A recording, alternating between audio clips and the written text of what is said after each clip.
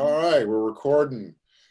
So tonight we got just Brandon and I. What's up, everybody? What's happening, guys? Apparently everybody else is too busy for us on this big news day. Um, but yeah, so kind of a big news drop today, Brandon. A lot of big news. Yeah, I mean, I think we were all expecting, the Chris Claiborne news to come. It was just a matter of not if, but when. Right. When finally got here. Hayes Pullard was a nice little cherry on top, that they added with that. Right. And then at the end of the day, JT Daniels made it official. He's heading off to Jaja. Yeah, he's headed off to UGA. And he's gonna be a bulldog. Yeah, SEC country. I was kind of surprised by that one. I'm not even gonna front. I was a little taken back. I thought honestly he would have come back to USC and finished out his junior year, got his degree, and then decided to move on. But he made the decision that now is the time. So I respect it. Best of luck to JT. Yeah, I think the question is, he's not guaranteed immediate eligibility. Mm-hmm. So why is it better to possibly sit out there than it is to potentially get healthy and really have a chance to play, have a chance to play this season? Yeah, no, I totally agree with you, Mark. The only reason I could really think of is possibly to get into the playbook early, but I mean, JT's a smart kid, so I wouldn't that'd be a baby excuse for me, Yeah, I'm kind of putting my thoughts together for what I'm going to write for tomorrow's release. Mm-hmm. It's going to be a very strongly opinionated event on JT. I hate to call him selfish, but I think I want to call him selfish right now. I mean, that's a term that could be tossed out there. I really don't know what to make of it, honestly. If it was my kid or if I was in a situation, it's not the move I would make. But he sees a different picture than we do. I don't have the full scope of everything. Neither do I. And so, again, that's why it's going to be strictly from the outside looking in. Right. And our opinion is that's all we can give is our opinion on this. Exactly. Again, it's just the timing of it. I would totally be 100% behind this if, last week the NCAA made their vote saying, yeah, we're granting that one-time waiver, but they punted until next year. So there's no guarantee. Yeah, I don't see the point of not having your SEC degree secured and in your pocket before you leave out of here. It just, I mean, and it, with a kid like JT, I don't think the choice of school is really the make or break if he makes it to the next level. He could have went to any school in the country and he'd have had a shot. If he played and was productive, he'd have had a shot. So, it's JT's move. I hope him and his family sat down and thought it through all the way. They did, and this is what they came to the conclusion of. So, open a new chapter. It kind of leaves SC in a bad spot, but I mean, I have no doubt that their family put a lot of thought into this. You take into consideration, that this is a young man who went through the process of reclassifying to get into USC early. Yeah. And not only do that, but to win the starting job. And, it sucks, that he went down to injury and he ended up losing that starting job. But there's no reason to say he wouldn't get it back. Now, the chances are probably it wasn't going to happen. I wasn't sure if he would necessarily win the job back, but I still felt he would have the opportunity to play had he come back to SC this year. I still felt like he'd have saw the field in situations. I mean, let's be honest, this offensive line hasn't shown us yet that they can protect that well. And that, and you're bringing up a great point, and I'm sure that was part of his, his consideration. Yeah, that could have been part of it too. That's something I guess we thinking about from our perspective. We're like, hey, we need you to stay because this offensive line might not protect that well. And he's like, well, I don't want to stay because that offensive line. Well, that, and he might not be the right fit for the type of offensive line that, with the type of splits. Let's be honest. JT he's a good athlete, but he's not as athletic as Keaton. In other Yeah. words, I mean, but Keaton's more mobile, more nimble in the I pocket. will say Keaton is more athletic, but I don't think he's making or breaking a game with his legs either. No. So, but I do understand, and you know, statistically, just looking at our offensive linemen, statistically, outside of Elijah Vera Tucker, none of these guys, or Elijah Vera Tucker and Austin Jackson, excuse me, were prorated on the right side from the center over, you know? And it's funny we were talking about JT today because I was just recently watching all his snaps from the Fresno State game and watching the injury, and they were in his face pretty much from, you know, he was getting pressure. He wasn't getting hit every play, but he was getting pressure. So, you know, when you bring that up, it's something to think about. But I just, you know, at the end of the day, my thought process in this was, JT State, get your USC degree. You got all the options in the country. You know, you might have a chance to still play at SC this year, but, you know. Well, you know, even if he's not granted that eligibility for this year. So they are filing for a waiver, right? Oh, absolutely. What's their argument? You know what? Maybe Scott will be able to fill us all in when he gets the feedback. But I would be shocked if he's not going to ask for it. Yeah. But you know, even if he doesn't get it, he is setting himself up well for 2021 because Georgia's quarterback depth chart, you know, it doesn't look good. You know, there's not a whole lot there in front of them. They are bringing in a 5-star in the 21 class, Brock something or another. Last name, you know, escapes my mind right now. But right now, the only competition, allegedly, is a, you know, transfer in from Wake Forest, Jamie Newman, who, you know, he's a 3-year player. He's 22. So, you know, I'm assuming after this year, he's going to be gone. So again, it's going to be JT's team with the incoming freshman in the 21 class. So, you know, maybe he's setting himself up for that. JT just wants one more year before he heads off to the NFL. You know, it's always been kind of that understanding that he was going to be at USC for 3 years and then, you know, head off for his NFL aspirations. So if that's the goal, great. But again, like you mentioned, why isn't he just sticking around doing that at SC? Is Keaton that guy this year? Obviously, he's that guy this year. Keaton's gonna be that guy this year, but you know, I wasn't as familiar with Georgia's quarterback situation. I knew they had a guy coming in who they had already kind of pegged as a potential starter for the 2020 season, and I mean, it just seems like forecasting for 2021. This actual season is so far away because we don't know what's going on this year. I would just, like, in these times, the safe bet would be just to, you know, stay home. But I'm interested to see what that waiver is going to say. I want to see what that waiver is going to say. Well, you know, there is a bit of irony here. You know, one of the criticisms that Clay Helton and his staff gets, they don't develop all the talent they recruit. Well, if you think back to all those quarterbacks, 5-star quarterbacks that Kirby Smart has brought into Georgia, none of them are still there. Yeah, they're all gone. I was going to say they don't even stick around to get there. Right. So if we want to start looking at that dynamic, right. It's interesting that JT chose Georgia. Yeah. And again, this brings me back to, is it a little bit of selfishness? And it's okay to be that way if we're saying, you know, if we're just being honest, this is my clearest path to playing right away. Yeah, yeah. And great. I mean, that I have to think that was something they took into consideration. And they have a great offensive line. Right, yeah. I was going to say Georgia, you know, they got athletes. He went to a school where he knows he's going to compete for a national title.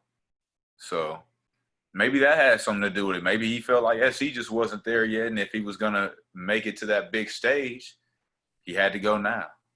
Well, like I said, there's a lot of interesting dynamics. You know, when you peel back the layers, you look at all this, and you think back at, you know, when we were during the signing period, and there was the talk of how Bryce Young was actually reconsidering and actually almost signed to come back to USC on signing day. And some of the reasoning why he didn't was, you know, JT was still here. Now JT's not here. Our quarterback carousel. We didn't take a quarterback in this class. So now we're down to 2 scholarship quarterbacks. Our quarterback carousel has been very interesting since the Sam Darnold, Ricky Town class. It's been very Interesting. in our attempts to build depth. All our backups are leaving. Right. They lose a job, they leave. Matt Fink left and came back, but he still put his name in the portal. So you think about that. All the quarterbacks that we've recruited since Sam have been in the portal. Yeah. Minus Keaton. And you think back to the quarterback depth chart last year. Yeah. And the domino effect that it's had. Yeah. Do you really question it though now? I mean, did the cream rise to the top? Or do we know who the best quarterback is? Is there a sophomore slump in front of Keaton? I think I don't know what the whole sophomore slump thing is. I think that's a mental factor. I agree. Keaton seems like a very mentally strong kid. He doesn't seem to waver under pressure. He has that kind of Sam Darnold feel to him. So I don't think there will be a sophomore slow. And I think the only thing that could hurt Keaton going into this year possibly is that he trusts his arm a little too much. Okay. I don't see the gunslinger in him like I saw with Sam Darnold. Sam always reminded me of Brett Favre. I used to say that all the time. He was just going to sling it. He was going to throw it. Keaton, he has that kind of arm, but he's a little more patient with it. It was even times where I was like, he's holding it. Let it go, Keaton. Let it go. He's definitely has a much more conservative approach. Yes. So I think if he gets too aggressive, I think that could really be his only downfall. But because he is already so far to the conservative side, if anything, I think he'll just become more even keel and just more confident in the arm. Whatever his decision process is, whether it be conservative, whether it be gunslinger, whether it just be, he makes the right freaking decision. Yeah. We call him Keaton freaking Slovis for a reason. Yeah. He was just shy of 72% completion percentage. No, I keep telling myself, is he that good? I keep asking myself, is he that good? So I went and I watched Jaden Daniels from Arizona State. Everybody's, he's been getting hyped up on YouTube. He got some videos out. And the kid is good. He drops some dimes. Don't get me wrong. But it doesn't come out of his hand and his arm doesn't have the velocity that Keaton is throwing. Keaton's sideline passes are ridiculous. Those passes. So I can see JT feeling the pressure, without a doubt. Even JT's out routes, they don't have the velocity that Keaton was getting them there with. So, like I said, best of luck to JT and his future endeavors in the SEC. Absolutely, and this is not a throw a JT under the bus session. Never. But you know what?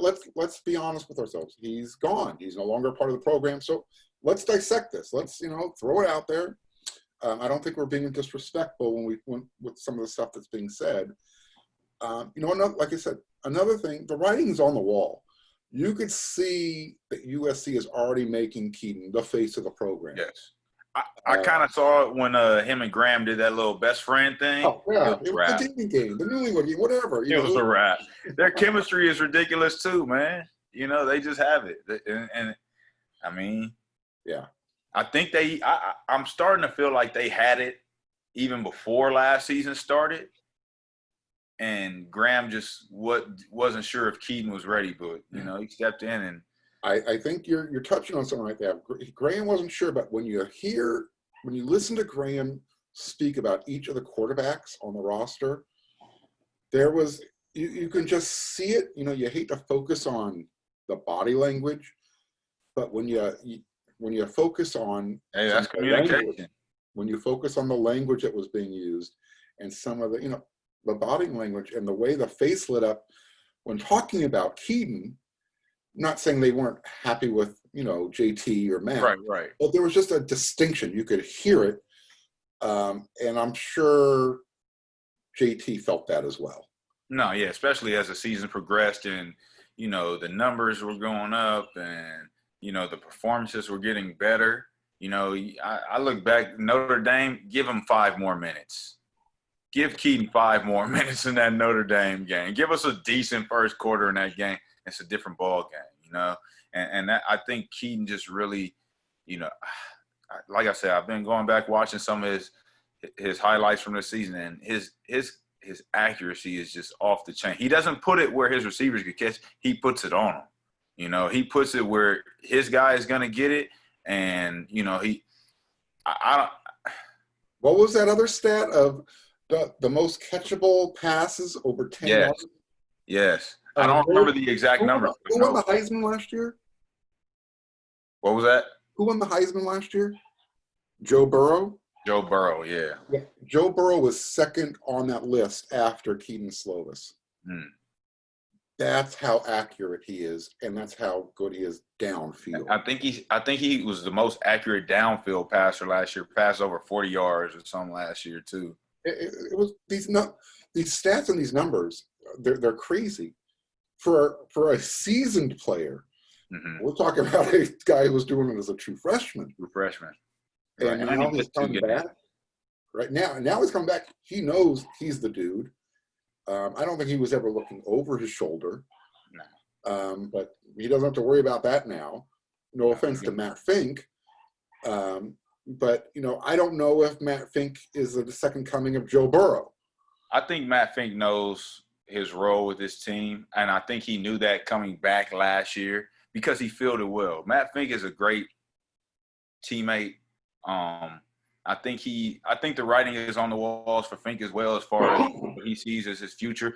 And I think he knows that his best situation right now is to stay at SC, finish out his career, and then begin to take those next steps. But as far as I feel like Matt Fink is comfortable with where he sits in the quarterback room. He knows. He's looking at Slovis, and he knows what the deal is.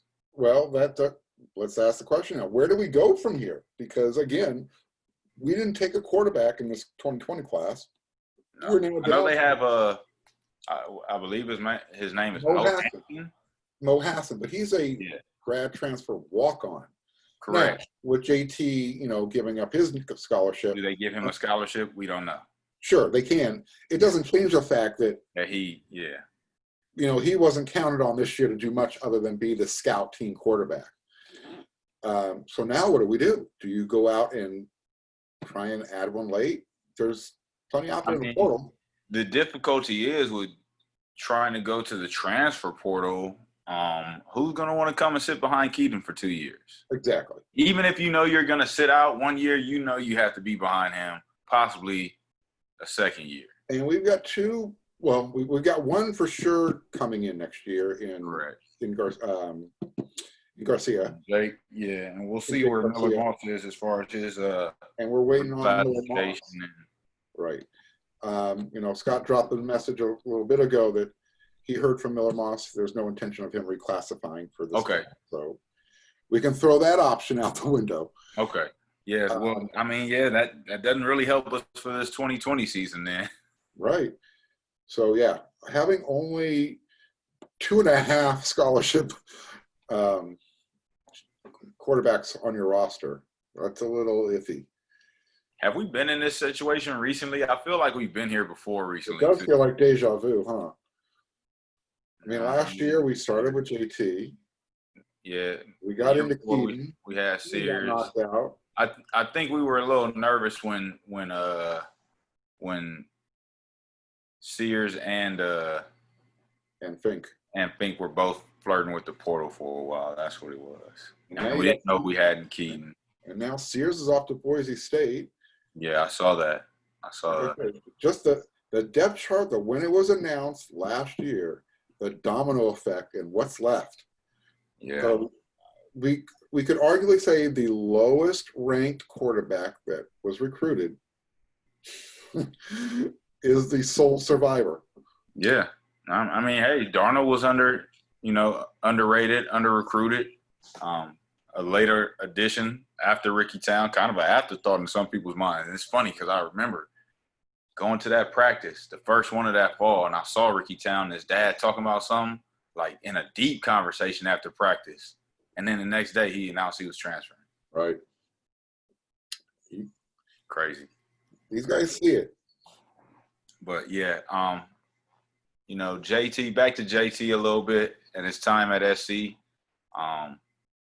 Do you think, hypothetically speaking, had JT not gotten hurt, had he stayed at USC, how do you think things would have played out for him You know last what? year. That's a great question. You know what? The guy, he took over the team as a true freshman. Rarely does that happen in a place like USC. Right. He came in, won the job, came in, was ready to do the same thing the following season as a sophomore. The Trojans were winning 14-0. Boom. Season over. And, you know, the chances of him going on and having a very good season, if he doesn't get hurt, are high. Mm-hmm. Because you usually that when you go from a freshman to a sophomore, that you take that next step. The game slows down for you. And I think one of the special things that he did bring to the team when he first came is he was really a Southern California kid who everybody on the team, regardless of how long they had been, you know, whether they were a junior or a senior or a freshman, everybody knew who JT Daniels was. Sure. He kind of walked into the room and commanded that. I don't know if he'll have that same presence walking into the rooms at Georgia. And that'll be interesting to see how he handles that. Because that'll be different. Because he's been the man in Southern California since about the 7th grade, you know? So good point. There is definitely a different culture down in the Athens area. Mm-hmm. Not saying they don't like the Southern California surfer type of dude, but Georgia's a different place. Yeah, it is. Yeah, I'm telling you, it was an interesting pick to me. I thought he would look at some SEC schools, maybe some that had, you know, familiarity with Sure. the Pac-12 coaches, you know, like at LSU maybe, but or an Ole Miss. Yeah, exactly. So I thought he was coming back. I thought he was going to come back this year. So I really, honestly, about 2 weeks ago, I stopped even putting thought into it. Once they announced that the 21 class they weren't going to be able to transfer, I thought he was coming back. I think we all did. I think that was the general consensus was. I mean, he gave us that thought when he kind of told us, hey, I might come back. You know what? It is what it is. Good luck. I hope he has a great career. Mm-hmm. But again, I'll be honest, it's. You know, the history of quarterbacks transferring in these situations is just not a great one. You know, from a USC standpoint, we look at Max Brown, you know, and it's ironic because with that, he's now back at SC. Right. Doing commentary. Right. Speaking of back at SC, it looks like everybody's coming back home. Finally. Man, Club 55. Now, the doors are open. Before we get to Chris, I have to tell you, I was completely surprised about Pilar, and it was a good shock. I was so happy that Hayes was announced as an analyst. He's an LA guy, Crenshaw, you know what I'm saying? Part of the new wave of SC guys that come through, you know, so we add a little old school, a little new school, both linebackers, hitters, going out there. And, you know, Hayes was a tackling machine when he was at SC. Hayes Pollard looks like a linebacker. I mean, there's no other way to say honestly, it. the first surprise to me when I said Hayes, he's not in the NFL no more. When did he stop suiting up? Hayes is going to bring what it means to be a Trojan into that locker room. Can't wait to see him at practice. He's going to look like a player. You're going to be like, who's that injured player out there working out with the other guy? You know what? That's a great, but you're bringing up something that I don't think people are focusing on enough, and maybe we're not bringing it up enough. The staff has gotten younger. Mm-hmm. The staff has gotten more flexed. And when I say flexed, yoked. Yeah. I mean, dudes that look like they still want to play. Soto, you know. Orlando. I was going to say, even with Todd Orlando and Navarre, he's, you know, I know he might not, he's older up there in age, but he's bringing the energy. When you guys talk to Dante, that's all he could say was, man, his energy. Right. You know? Right. So this was the move with Claiborne that we've been sitting patiently waiting for a long time. I feel it's way overdue. Should have happened a couple of years ago, if you ask me. But I hope everybody out there in Trojan World realizes this is a real game changer for what he can do as far as recruiting, and just being a trustworthy opinion with Clay Helton. But his recruiting connections throughout Southern California, I mean, you bring up Chris Claiborne or any high school in Southern California, and you got everybody's attention. Right, and that's the thing is, right now he's not allowed to go off campus and recruit, and he's not allowed to initiate contact. Okay. That is such a loose loophole. It's like it's just like tell someone to call me. Hey, yeah, they know where the DM is. Why that is even a rule, I don't know, but it is. It's one that can never be enforced. But his role is much bigger than that. He's also going to be an analyst. Yeah. He's going to be on the sideline on game day, standing next to Clay. Yeah. He's not going to be teaching Clay how to coach, but he's going to be able to be that other guy, that if Clay's focusing on this, that, and that, Chris can focus on that, and this. Right. Because, see, I think people don't understand. There's a lot when it comes to coaching. The more eyes you have out there, the better, honestly. Trusted eyes. Clay could be in a situation where he's not necessarily calling the plays, but getting Graham on schedule with, okay, this is what you like to do on this, or tending to an injured player. And you got Claiborne now who can say, hey, these are the tendencies that we're seeing, coach. This is what they showed us on film. This is what they showing us in the game. And probably analyze it quicker than, hiring an up-and-coming. What's one of the biggest criticisms we always hear about a head coach during a game? About micromanaging. Micromanaging, but also, being aware of the time. Oh, yeah. Clock management is. Exactly. If you can focus on less, where you can actually have clock management at the forefront of everything. Yeah. So, funny story. We had a clock guy. Even in high school, we had a clock guy. We had one guy. He was dedicated. He had no other job but other than to say, hey, coach, the clock is at 5 minutes. Or, hey, coach, and the coach told him, listen, I don't care if I'm in the middle of a speech. If you at your time check, you tell, hey, coach, time check. Exactly. That right there, I think, highlights it. Clock management is so important. No, it's vital. And, you were just talking about it. Head coaches are focused on so many different things that if they've got enough people around them that they can trust so they don't have to micromanage everything. And I think it's a great move bringing in a true defensive guy, a true defensive captain, a quarterback of the defense as an offensive analyst. I think that is just, to me, that's forward thinking. Correct.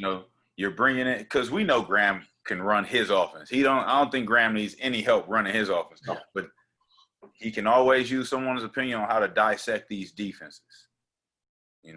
So I think that's. I'm excited about these moves. I can't wait till, we can get back on the field and start seeing this stuff, happen. Well, we're going to get to that in a moment. But, just bringing on, again, Chris Claiborne and Hayes Pollard, we're now getting the support staff up to these numbers that we can compete at the same level with Alabama, with Ohio State, and to a lesser extent, because this offseason took off the way it did, that's all we could really watch for is USC and Mike Bone going to do what they said they're going to do? Are they going to go out and get some hires? Are they going to go out and hire the right people? Are they going to go out and build a staff that can do, the things that they need to do to move into the upper echelons of recruiting and competing with these playoff teams? And so far, we're seeing it. They went and got the staff. They're now building a support staff. How many support staff people are we up to now? I think that's 10. From what, 4 before? From 4. Yeah, the math's not hard, man. And not just anybody. Like some names that we're familiar with. That LA is familiar with. That Southern California kids, families, parents are familiar with.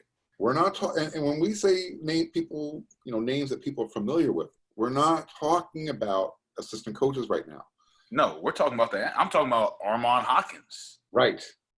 And he's probably one of he's not a star setter because he didn't go to USC. His brother went to USC, obviously, and had a good career. But Armand, his family and their roots with Ground Zero and everything they do with football in Southern California, he's well known. People still need to realize that USC is still the destination point. Mm-hmm. It's a launching point. We want to make it a launching point for coaching careers. Yeah. You know, good luck, Chris Hawkins. I hope the guy becomes a great coach. He's picked up probably a really good opportunity for himself to learn under a great head coach who played the position. Yep. You know, good for him. Maybe he'll be able to bring that knowledge back to USC one day. Exactly. Right. So, yeah, the support staff, you know, they're going out and they're hiring the best, you know, to go over and take LSU's hype machine, so to speak. Right.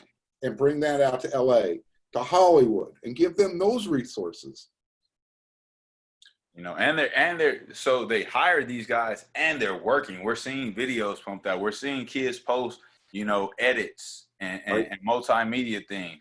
You know, I don't know for sure if they have anything to do with some of these player hype videos, but if they don't have anything to do with them editorial wise, I'm sure they're getting some type of input on, you know, hey, do this, or are you doing this? All right, well, let us know so we can help you promote this or that, you know. I just saw one from Brew McCoy today. He had a little workout video, hype video come out. So watched some of his highlights, got excited again. Yeah, you know, and I'm having a whole bunch of fun watching these big man cook-off videos. Oh, yeah, the big First of all, challenge. If these guys decide they never want to play another down of football again and want to go into business together and open up a restaurant, oh my gosh, they're going to have a line longer than the one they have at Howlin' Ray's for that frickin' Nashville hot chicken. I was shocked when I saw that these guys were really professionals in the kitchen. Like, they really had their stuff measured out. They had their ingredients. They had the thermostats. You know, they do this. They do this. Like, this was well organized. They're doing a good job with this cook-off challenge. I was watching some of those steaks, and I was just going, my Lord. Mm-hmm. Some good-looking stuff there. And, you know, these guys are throwing down these gourmet, juicy-loosey burgers. Yeah. And the stuff they're putting on top of it. Yeah. Yeah. These guys, we got some. There's no reason these guys should ever go hungry. Yeah. Especially once we get some sports licensing rights going on out here. Yeah. Yeah. Oh, man, can you imagine if they could get some sponsoring behind this right now? It's coming. That's good. That's a whole nother. I'm just saying, like, if this cook-off challenge has sponsoring behind it right now during this time, this, you know, and that's what we're, you know I think that's the. Don't think for a second that the Food Network hasn't gotten a glimpse of this and saying, you know what, next year, our college cook-offs. Guarantee it. They're going to have a show. And if they haven't seen it, we've got it right now. I said it first. So if that idea shows up over there, we're coming for you. We got lawyers. I want my royalty cuts. You know, maybe we should pitch that idea. Cover ourselves right now. We got a lot of ideas I could pitch. So I don't know if there's anything else potentially happening. There might be a commit coming still this week. I know we got one on the burners cooking up. So yeah, you know, could happen tomorrow. Fridays tend to have been a good lately. I'm just going to follow that trend. Yeah. We know that June is supposed to be a huge month. And so have they officially announced when athletes are back on campus working out? I know I was reading and skimming through some stuff about they can June 15th monitor during workouts. The conference voted June 15th is the earliest that campuses can open back up for voluntary workouts. Okay, but the state of California, have they said anything about? Not to my knowledge. Okay.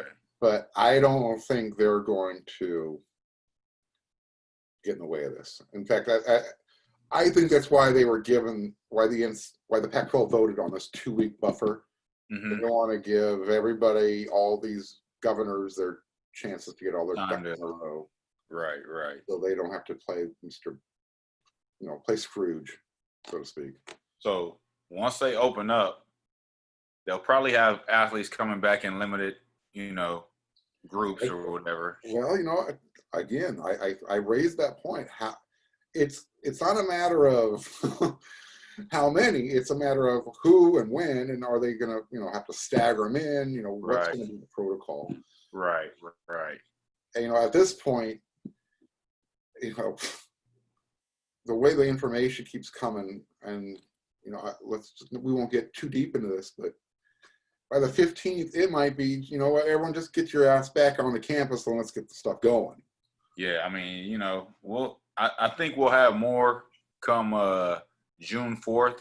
I know that's when we're opening up our phase 2 out here, and casinos will start to open in limited capacity. But kind of like you said, I think, like with the Pac-12, these casinos already knew, and they had their plans in place because they kept telling me you got to submit your plan 7 days before you can reopen. Well, as soon as they announced, hey, we can reopen this day, casinos turned their plans in because they already knew. Well, and we're already hopefully we're continuing to expedite these reopening phases. I mean, now in LA, all small business retails can open up and perform their businesses like Targets and Walmarts.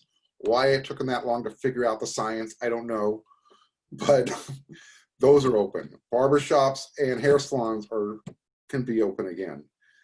Obviously they have to go through certain protocols and make sure they're. Yeah, I know most places are probably still doing appointment only. Right. So we're into that phase. So again, it's just a matter of time. I'm trying to read as much as I can. I'm bookmarking stuff so I can have some reference points to pull from.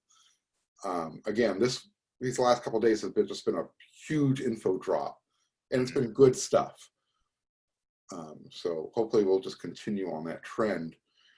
I do know now, I will go ahead and let people know, tomorrow we'll be having a couple sessions. In the morning at 11, we're going to be doing John Jackson III. And then at 2:30 in the afternoon, we'll have Justin Big Daddy Dietich. We'll record an episode as well. Those will be two really good episodes. It'll be nice to get an update on the Jackson family and how they've been handling this whole COVID-19 situation. And we were just talking about the cooking competition. We'll, get firsthand, inside info on it from one of the top competitors.